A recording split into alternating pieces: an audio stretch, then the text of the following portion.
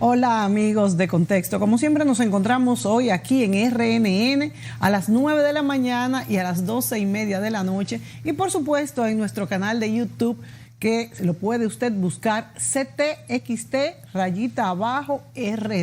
y ahí dejarnos sus comentarios.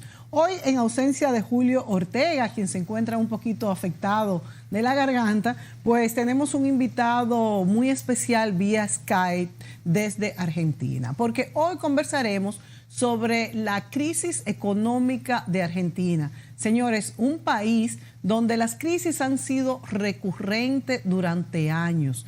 Ya el presidente Mauricio Macri cumple su periodo, o sea, su periodo presidencial, y las próximas elecciones presidenciales de Argentina serán el 27 de octubre de este año, 2019. Los próximos candidatos surgirán de las elecciones primarias que serán el 11 de agosto. Y en estas próximas elecciones nacionales se elegirán presidente, vicepresidente, 130 diputados nacionales, 24 senadores nacionales y 43 parlamentarios del Parlasur. Y también es bueno señalar que en varias provincias y en Buenos Aires también se eligen ese mismo día autoridades ejecutivas y legislativas. Señores, Macri también está habilitado para postularse a un nuevo mandato 4 años más porque la Constitución lo permite allá desde hace un tiempo, un segundo periodo. Para que una fórmula, es bueno decir, que se proclame ganadora, es suficiente con que recoja el 45% de los votos válidos o bien el 40% y una diferencia al menos del 10% con el que ocupa el segundo lugar. Esto, bueno, si se dan estas condiciones, toma el poder, y si no se dan, habrá una segunda vuelta, únicamente compitiendo, por supuesto, el primero y el segundo.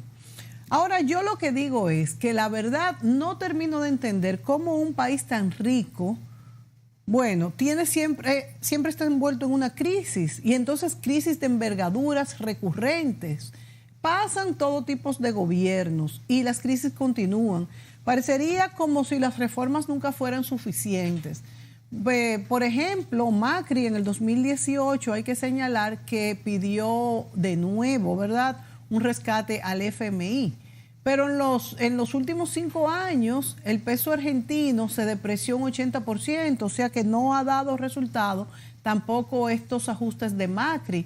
Y todo este endeudamiento es producto del aumento del gasto público, que es una constante en todos los gobiernos, y además de que se gasta más de lo que se recauda. Imagínense que en los últimos 57 años, de estos 57, 53 el Estado ha gastado más de lo que ha recaudado, o sea que siempre tiene déficit fiscal. Entonces van medidas, sean de proteccionismo, de devaluaciones, hiperregulaciones, grandes impuestos. Hay medidas de todo tipo y las crisis siguen. Entonces, ¿qué podemos hacer? Porque también recordamos que Argentina es uno de los países que tiene los impuestos más altos a las empresas, más altos del mundo, y esto hace que la economía no sea competitiva y que no haya tanto dinero que gastar. En este momento, como en otros, no hay dinero en Argentina. Entonces, ¿qué es lo que pueden hacer? ¿Por qué las medidas del gobierno no han dado resultado? No hay dinero para gastar, hay inflación. Aquí me llega por WhatsApp un artículo que dice que las expectativas de la inflación van detrás del dólar y llega a un 40%. Entonces, si hablamos del plan de Macri, que era aplicar las reformas poco a poco, lo que él llamaba el gradualismo para equilibrar las cuentas públicas, nos preguntamos, bueno, pero esto ha mejorado el clima para hacer negocios.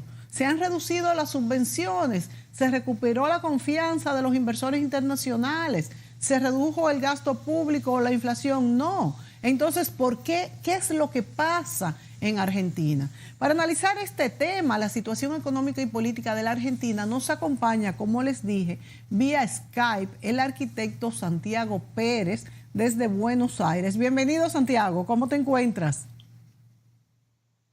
¿Me escuchas, Santiago? Parece que Santiago no nos está escuchando. Vamos a pedirle a nuestro director a ver si puede hacer algunos arreglos técnicos para que Santiago nos escuche y nos pueda, pues, palpar la situación económica y política de ese país. ¿Qué está pasando en Argentina? La gente, bueno, ¿nos escucha Santiago?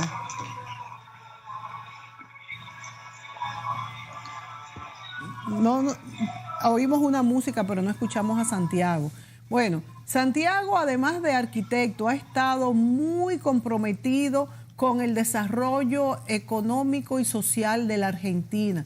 Y es una persona muy informada a este respecto, pero no tenemos que ser tampoco especialistas para saber qué está pasando, si los sueldos alcanzan. Las microempresas están cerrando en Argentina cada día más. La devaluación alcanza niveles insospechados. El gradualismo que ha tratado de implementar Macri, el presidente Mauricio Macri, no ha dado resultado. Hay unas próximas elecciones en octubre de este año. ¿Qué pasará? ¿Quiénes serán los candidatos? Hay algunos que dicen que el desastre lo dejó el gobierno anterior. Otros dicen que el desastre lo ha hecho este gobierno, o por lo menos que no ha solucionado nada. Vamos a ver, Santiago, ¿me escuchas ahora? Sí, te escucho bien, Mónica. Buenos días. Buenos días a todos. Bienvenido aquí a Contexto vía Skype desde Buenos Aires. ¿Te encuentras en Buenos Aires en este momento, Santiago? Sí, en este momento sí, ya hoy con 10 grados, está un poquito fresquito, está lindo, pero bueno, arranca el otoño y Buenos Aires es así, muy particular, pero muy bonito. Bueno, Buenos Aires es una ciudad preciosa que lamentamos mucho que esté entre estas crisis económicas, ¿verdad? Y sociales, porque las crisis económicas siempre, por supuesto, traen las crisis sociales. Santiago, quisiéramos comenzar preguntándote, ¿qué es lo que pasa en Argentina? Se dice que muy pronto podría caer en default. Hay unas elecciones en octubre, Macri incluso piensa reelegirse. ¿Cuál es la situación? ¿Por qué esta inflación mucho mayor incluso de la que se esperaba, que ya era alta, y la depreciación del peso? Decía en la introducción, no sé si me escuchabas, que estas medidas de una manera gradual, como él decía, el gradualismo, decía Macri, que quería imponer, ¿por qué no han dado resultado? Sí, claramente el gradualismo previsto por el gobierno no se dio, no existió, o al menos en la temperatura social, como bien vos decís, nunca se dio ese gradualismo. Es decir, a ver, corrigiéndonos para ser precisos en el sentido de la observación, gradualismo fue demasiado abrupto. Hubo gradualismo, pero demasiado abrupto. El gradualismo, en el concepto más amplio de ir de a poco en un avance de transformación, no dio. Esa situación llevó a la condición social que desde ya nadie está diciendo que era una condición social óptima, pero dos campaña deuda, o sea, no se cumplió absolutamente nada el presidente Macri había prometido. La situación social cada vez más grave. Año y medio esta parte se agregó posiblemente el 31% de los niños a la línea de pobreza, unas provincias, el 65% de la población bajo la línea de pobreza.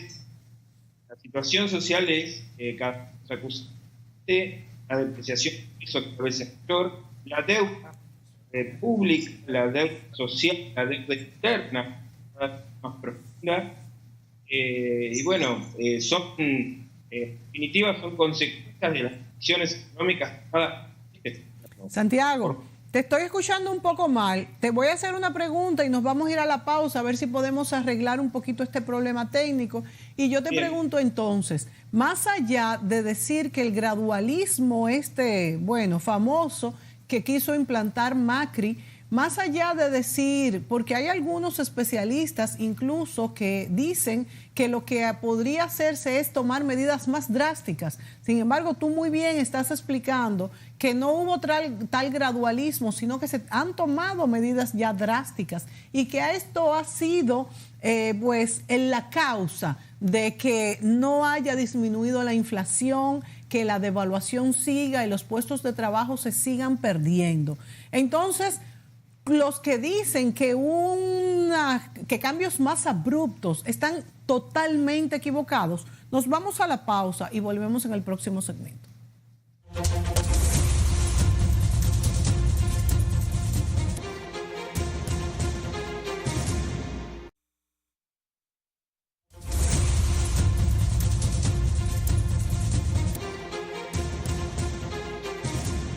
Continuamos con este programa Contexto y hoy conversamos sobre la crisis económica en Argentina y hablamos vía Skype con el arquitecto Santiago Pérez, quien nos describe la situación. Te preguntaba, Santiago, en el segmento anterior, si los que dicen que opuestos al gradualismo que Macri ha querido imponer en la economía para sacar el país de la crisis, lejos de esto, lo que se ha aplicado ha sido abrupto y ha sido causa de sumirlo más en una crisis al país de Argentina. Sí, sí. De hecho, hay decisiones, contradicciones, idas y vueltas que llaman muchísimo la atención y podríamos decir que en estos últimos 6 a 8 meses, el gobierno ha entrado cada vez más en contradicciones. Dicho sea de paso, los primeros días de este mes, el jefe de gabinete, Marcos Peña, hizo el informe mensual en la Cámara, en la legislatura, y 48 horas después lógicamente, después de dar un argumento de 20 minutos por el cual no iban a hacer control de precios, y era razonable de acuerdo a un pensamiento neoliberal, no llevar adelante el control de precios, más que uno no esté de acuerdo, es razonable de acuerdo al pensamiento del gobierno. 48 horas después, te decía Mónica, tomaron decisiones firmes sobre el control de precios, es decir... No fue posible. No fue posible los idas y vueltas, y es más, las declaraciones del ministro de Economía en verdad llaman demasiado la atención al decir que el control de precios o precios sensibles, como le llama el gobierno, fue a través de un pacto de caballeros con las empresas.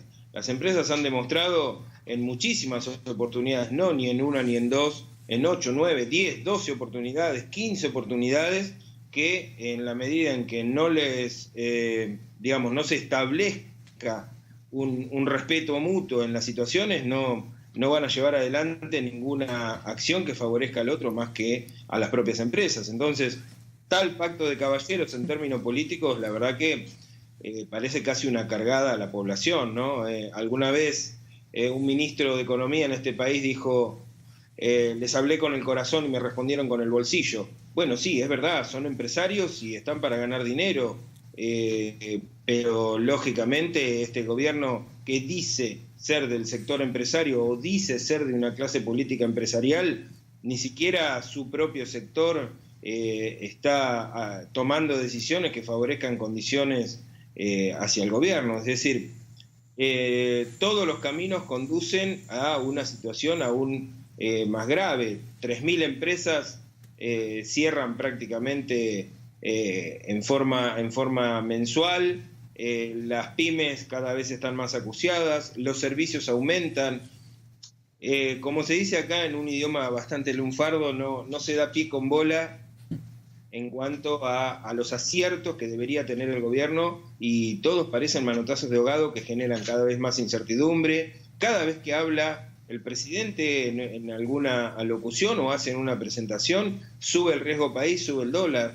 Entonces, se perdió la confianza hacia esta situación, claramente, más allá en términos políticos y económicos, hacia la mirada del exterior, más allá de toda la deuda social interior que día a día es mayor. Tenemos 1,5 millones más de nuevos pobres. Esa es la realidad. De hecho, Santiago, se dice que Argentina en este momento está por encima de Portugal y Ucrania en cuanto a su deuda externa y que no va a poder pagarla, y que esto podría, vamos a decir, explotar ahora para las elecciones de octubre, y esto sería políticamente un suicidio para Mauricio Macri. ¿Cuál es la situación respecto a la deuda externa? Es que de hecho, como lo indicabas al inicio en tus palabras iniciales en el programa, Argentina podríamos decir que está en un default técnico. hoy por hoy no tiene manera a través de ingreso de capitales de poder pagar lo que se debe. Es decir, el PBI neto es superior a la posibilidad de pagar algo. Alguna vez lo dijo el presidente Kirchner en el 2003, un muerto no paga deudas. Si esa es la realidad, Argentina va camino a un default real, no a un default técnico, pero todo ese vendaval de deuda le va a quedar al próximo gobierno, claramente. Fíjate Santiago, mientras hablabas unos segundos anterior, teníamos la gráfica del aumento de la pobreza en Argentina. Entonces, mi pregunta es, ¿por qué Argentina vive una crisis eterna, Santiago? Un país rico y los gobiernos van y vienen y realmente la mejoría no se ve. De hecho, pudiéramos recordar la época de Carlos Menem, cuando por la gran deuda, la paridad fue vamos a decir, una decisión económica que se tomó de poner el dólar y el peso argentino a la par. Y vemos que al cabo de un tiempo, pues también volvió la inflación, la hiperinflación, la devaluación. Entonces, ¿por qué? ¿Cuál es, a tu juicio, como ciudadano argentino, el meollo de este asunto? ¿Es corrupción? ¿Qué es? Es una suma de varias causales. Digamos, cuando tenemos un hecho no deseado, claramente es una concatenación de una multicausalidad de hechos que genera una situación no deseada. No es lineal y las políticas no se realizan y los resultados, de hecho, en las decisiones políticas no son lineales. Más que una crisis eterna, me permitiría reflexionar sobre una crisis cíclica. Sí. Se dan distintos ciclos de bonanza, subida, ascenso de las clases hacia arriba, digamos, un posicionamiento mejor de las clases en cuanto al mejoramiento económico, mercado interno y consumo, y nuevamente se vuelve a caer. De la mano de muchos factores, de la mano de la estanflación, de la mano de la, digamos, estanqueidad o estancación de los procesos de producción e inflación al mismo tiempo, dado por desaciertos en la política monetaria, dado que también la economía argentina no termina de generar un proceso propio o autocrítico de dolarización.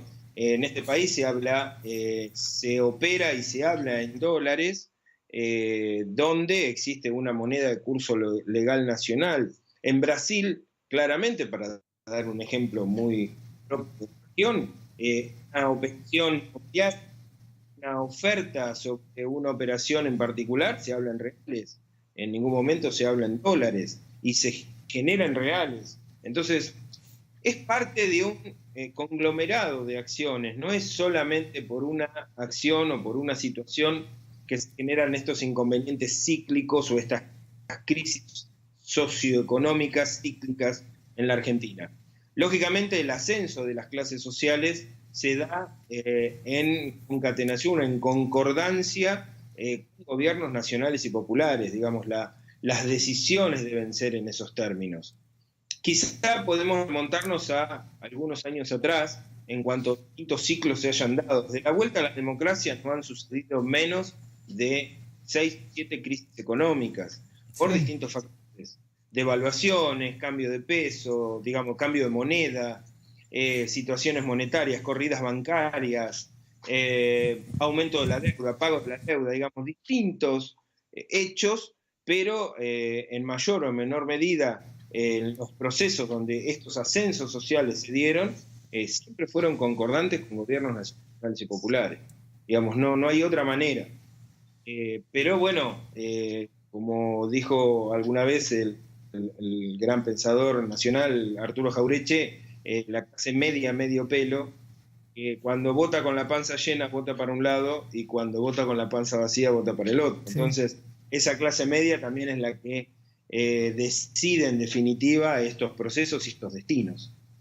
Santiago, se dice que la mayor parte de la deuda externa argentina es en dólares, y con tanta importación que hay en Argentina, con el mercado agrícola, o sea, la producción agrícola, la producción tecnológica y todo tipo de producción se va cada vez cayendo más. Entonces va a haber esa deuda externa, va a seguir aumentándose en dólares y ya sabemos que ustedes tienen ya vamos a decir, un representante en los Estados Unidos del FMI por el miedo de caer en default y tener un cese en el pago. ¿Qué se está haciendo en este momento para remediar este problema?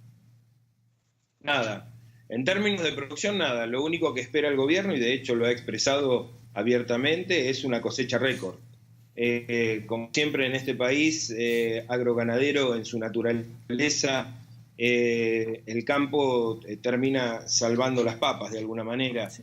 Pero no se cree que en este marco de situación se liquiden los ingresos por esa cosecha, porque de hecho hoy tenemos un dólar altamente volátil, hoy abrió en alza, el gobierno entre fines de la semana que viene, fines de la semana pasada anunció que no iba a decir más públicamente las reservas que iban a ser afectadas para controlar la divisa, por ende el grado de incertidumbre aumentó, por ende la volatilidad aumentó, por ende la desconfianza en el gobierno aumentó. ¿En cuánto está hoy el dólar, Santiago?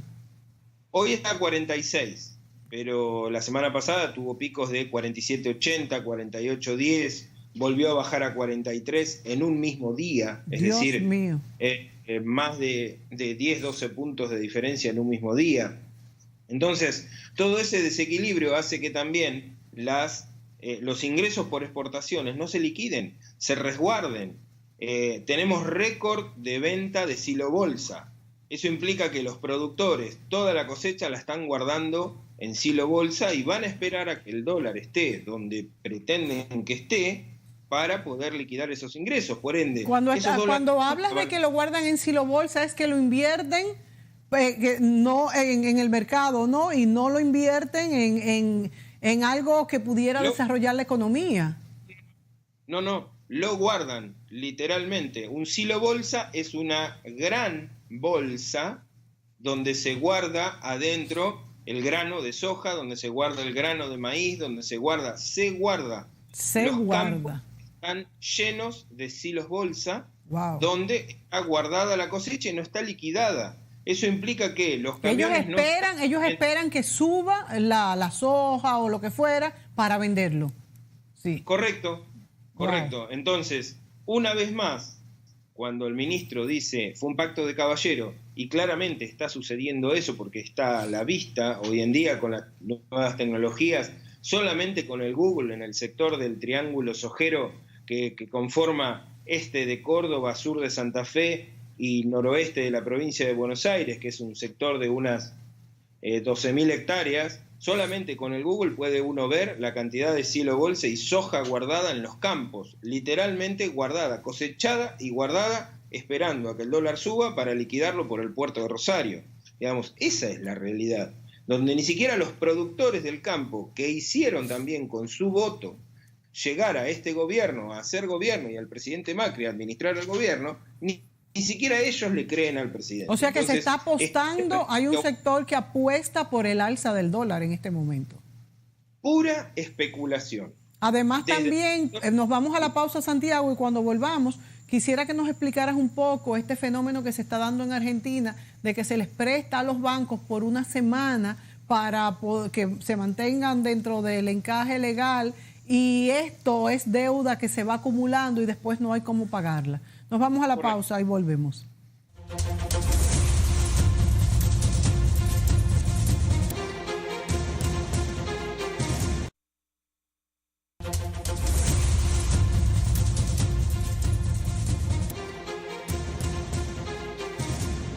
Santiago Pérez desde Buenos Aires nos acompaña en esta ocasión vía Skype analizando la situación económica y social en Argentina. Santiago, te preguntaba, bueno, pues cómo está la deuda en Argentina. La deuda interna, la deuda externa. Tenemos también aquí pues el problema del FMI, que como dije ya hay ubicado un funcionario en Estados Unidos, en el Banco Central, que reporta a Washington. Se ha restringido la venta de dólares en ese país y la devaluación es inmensa. Tú contabas cómo los productores de soja, por ejemplo, esperan a que suba el dólar para poder vender más caro sus productos. Y entonces, ¿cuál es la situación del ciudadano común, el que recibe un salario, el que tiene una pequeña empresa que quizás la maneja él mismo, la misma informalidad en Argentina? ¿Cómo funciona? Háblame de la gente, Santiago. Sí, en términos numéricos, como para tener primero un panorama difícil y tenerlo en cuenta, hoy por hoy la deuda se encuentra en el 97,7% del PBI. Es decir, en poco tiempo más, la última vez que hablamos estaba en el 72%. En poco tiempo más ya va a superar el 100% del PBI, ahí tenemos un default, como para saber de qué estamos hablando, no poder responder sobre la problemática que tenemos hoy en día. Ahora, ¿qué implica ese 97,7% del PBI en cuanto a deuda? Implica que literalmente los dólares que puedan ingresar, es decir, los dólares que entraron en cuanto al adelanto del FMI, vayan a parar a la bicicleta financiera. Exacto. Y el carring se da en muchos casos porque, por ejemplo, hoy las tasas están al 76%, las tasas bancarias. Cuando estaban al 65%... ¿La tasa para tomar prestado o para colocar los certificados? No, la tasa interbancaria para... La tasa interbancaria, el 76%. Claro. Wow. Cuando estaba al 65%, el 40% de esa tasa, es decir, el 40% equivalente a los fondos de retención monetaria líquida de esa tasa, pasaba al Banco Central y el 60% se lo podían retener los bancos para generar algún tipo de préstamo, cosa que tampoco sucedía, digamos, porque estaba frisada la economía al tener las tasas tan altas. ¿Qué sucedió? Una decisión del Banco Central por el cual el 100% de los fondos líquidos en plazo fijo que tuvieran los bancos pasan al central para tener pleno y absoluto control monetario. ¿Esto qué hace? Que los bancos tengan un retorno, que permitan los bancos tener un plazo fijo al 50% en la plaza minorista, pero ellos tengan un retorno equivalente al 65% limpio.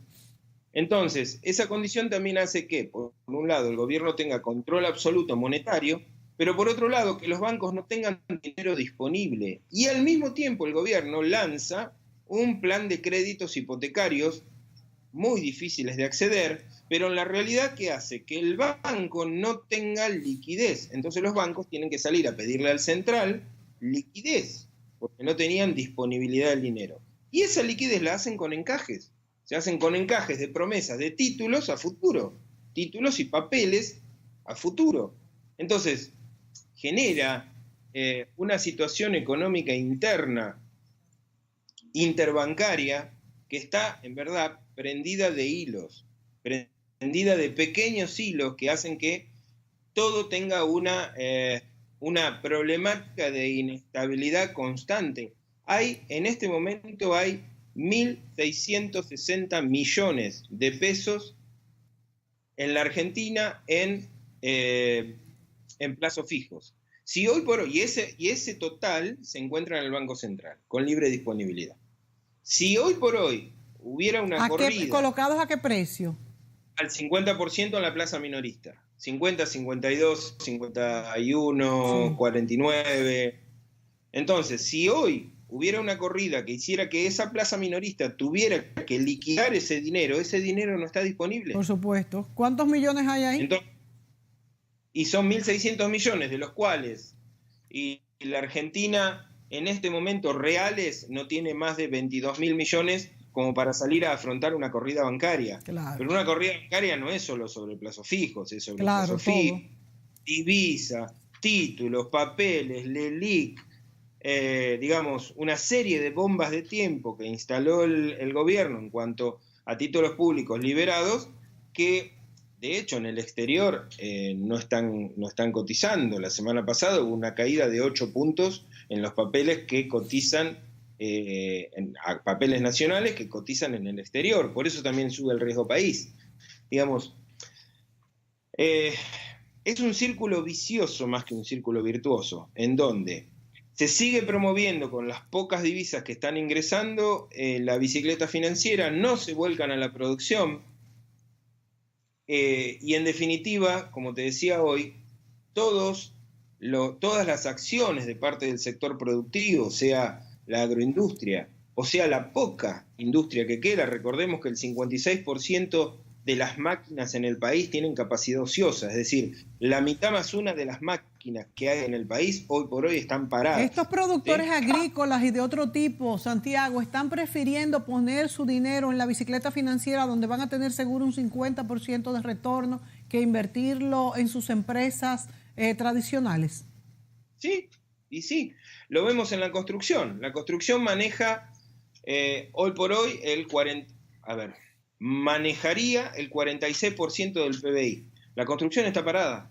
Por ende, debería manejar un 46% que hoy no está manejando. ¿Cuánto está manejando? Por eso, al estar la construcción parada, hoy por hoy no llega al 7% del PBI. Al estar la construcción parada, literalmente, los inversores no se vuelcan a un sistema productivo. ¿Por qué? Porque rascándose la panza y poniendo la plata en el banco tienen mayores ingresos, es decir, jugando a la timba financiera, tienen mayores ingresos que arriesgando en producción. Y si hay un default del país, ¿qué pasaría con estos inversores que están esperando un retorno del 50% de su dinero? La sangre nunca llegó al río. Digamos, estos procesos de crisis se dan en los tiempos razonables como para que esos inversores, esos grandes inversores que hoy por hoy están en la bicicleta financiera, lleguen a sacar su dinero. Ninguno de ellos quiebra, ninguno de ellos tiene inconvenientes, y de hecho con este gobierno están íntimamente relacionados al poder. Es muy claro que la expresidenta Cristina Kirchner está dentro de uno de los procesos que tiene, está el dólar futuro, o sea, de hecho tiene un proceso sobre el dólar futuro. Hoy en día se está vendiendo dólar futuro todos los días, de hecho cotiza en bolsa. Febrero está a 65,80 el dólar futuro, es decir, si fuera razonable el proceso sobre la expresidenta, también tendría que ser razonable el proceso al actual presidente, al actual jefe de gabinete Marcos Peña, al actual ministro de Economía Duhovne, porque si no, en realidad la justicia, como lo venimos viendo y como lo viene haciendo... Mira algunos solamente. Santiago, en estas inversiones de la bicicleta financiera son grandes capitales, lo menos son el ciudadano común que accesa a esta cartera, vamos a decir. El ciudadano común juega al dólar, el ciudadano común que puede y que tiene acceso juega al plazo fijo bancario. El ciudadano común no tiene acceso a las grandes inversiones, porque de hecho una paradoja es, el ciudadano común o la clase media se quejaba con el gobierno anterior por el cepo al dólar. Sí. Este gobierno dijo, usted puede comprar hasta $1 millón por día, y en realidad la clase media hoy le cuesta llegar a fin de mes. Claro, ¿de dónde lo va a comprar? Es una paradoja que el cepo no exista, porque antes te quejabas por el cepo o porque no podías comprar dólares para viajar al exterior y ahora no pueden viajar al exterior. Un 33% cayeron las compras de pasajes aéreos en la Argentina para salir al exterior. Digamos, esos índices marcan la realidad. No es que la clase media está golpeada porque sí, la clase media está golpeada porque no hubo una sola decisión que favorezca a esa clase que hizo que este gobierno llegue al poder. Digamos, es así de claro. Los que menos tienen menos. Pero nos vamos a ir a la pausa, Santiago. Y cuando vengamos, tú me dices a quién entonces favorece este gobierno de Mauricio Macri incluso se habla de una próxima reelección de este presidente. Nos vamos a la pausa y volvemos.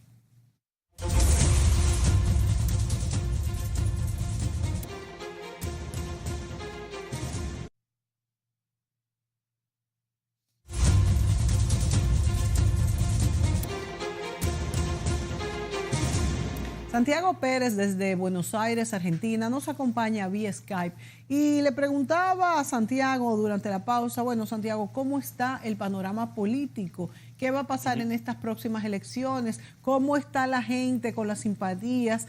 Sabemos que hay rechazo de Macri, hay rechazo de Cristina.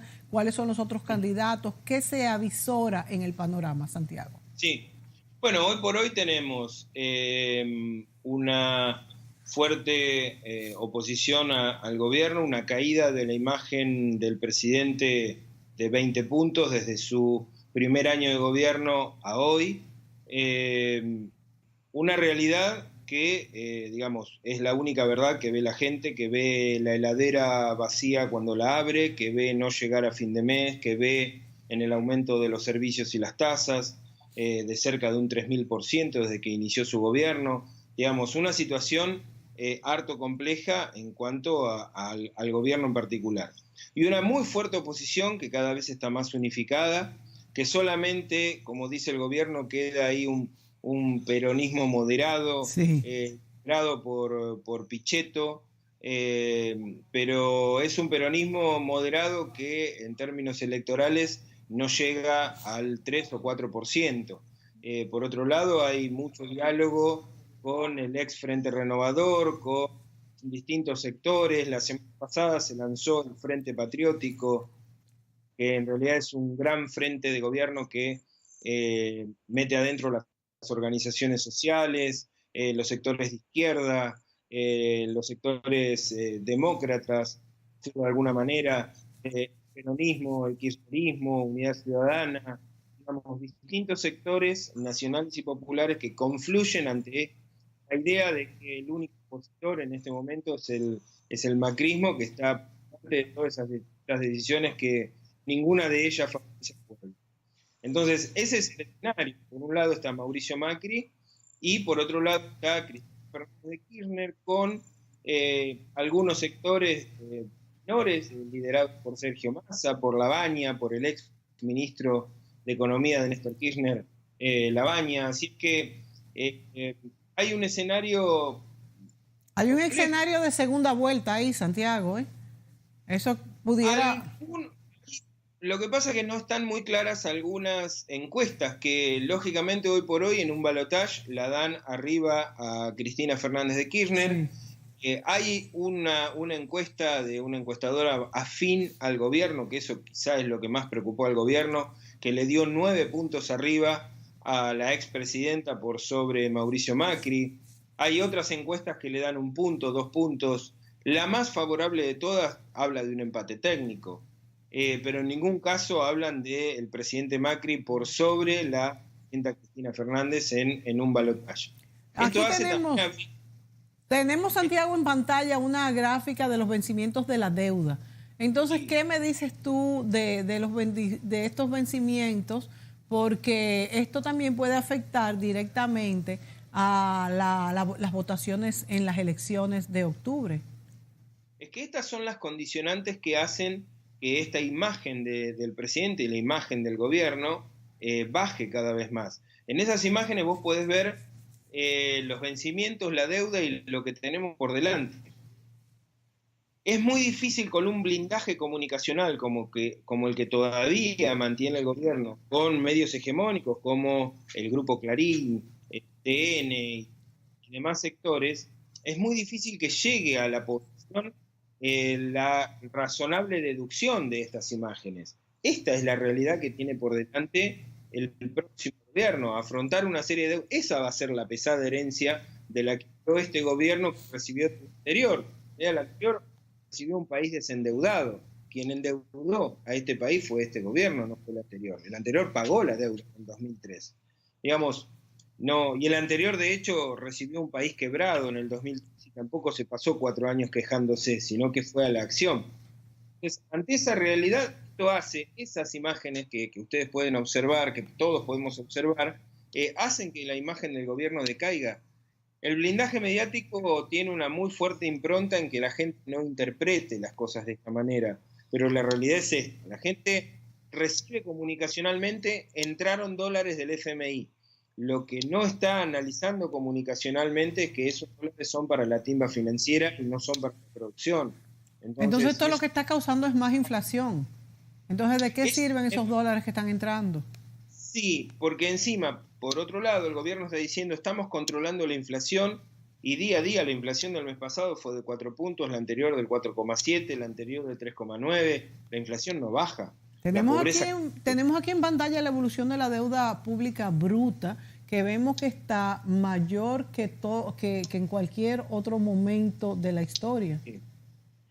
Y lo más terrible de esa deuda pública bruta que estás viendo ahí en términos numéricos es que la población crece en cuanto a la condición de pobreza. Y fíjate a qué punto se manipulan de alguna manera comunicacionalmente los números.